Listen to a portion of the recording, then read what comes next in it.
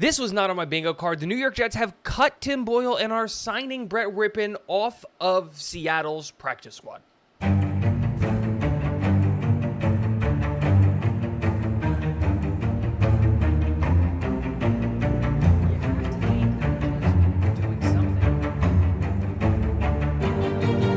What is going on, guys? Welcome back to Talking Jets with Tigo. My name is Tigo, and today we're going to talk about Brett Rypien?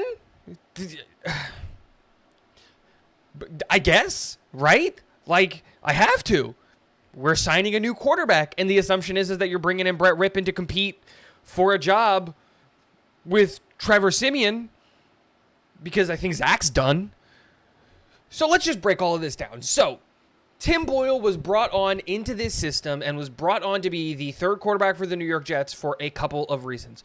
One, this was going to be his third year in the system, and the hope and the belief was 3 years sitting behind Aaron Rodgers in this system for Tim Boyle was going to be a benefit to him, and that he could, come in and operate the offense the way that it was supposed to do. And we kind of saw that when Tim Boyle started, in the way that the playbook really opened up. We saw more motion, we saw more creativity, we saw just a much bigger playbook than the one that was given to Zach, right? We were babying Zach a little bit, and you could see that in the play design and the play calls and all of that. So there was hope. Maybe there was going to be something, but Tim Boyle was the quarterback that we all kind of expected Tim Boyle to be, and when Trevor came into play, he was the quarterback that at least I expected him to be, which was not much better than what Tim Boyle is. And now we're bringing in Brett Rypien off of the practice squad in Seattle to come in and be the third quarterback for the New York Jets, at least for now.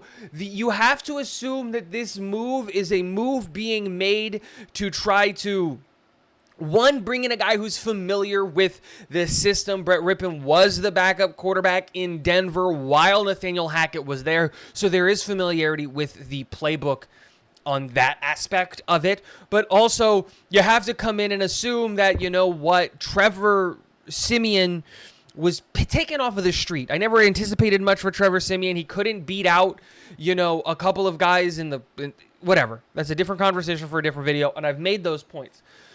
But I think at least Brett Rypien comes in and with a knowledge of a playbook might be able to actually get it going. The guy just kind of slings it, you know what I mean? He can throw a bunch. I'm not saying that he's going to throw it well. He has a 58% completion percentage, which isn't great. 4 touchdowns to 9 interceptions, again, isn't great.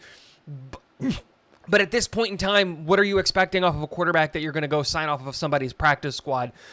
The reality is that this is just a move to fill a roster spot. I would assume that sooner rather than later, Brett is the backup, because I just don't trust Trevor to run an offense. And in a perfect world, Zach would be the one running the offense.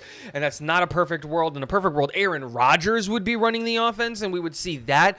But Brett, I think, at least is a relatively low-level backup, which is something that this New York Jets team hasn't had. I think Zach has been okay as a backup quarterback. I don't think he was the biggest issue for the team's offense, but I also don't think he wasn't an issue. But I know for a fact that Tim Boyle and Trevor Siemian aren't backups in the NFL at all, because they haven't been able to win that job in years.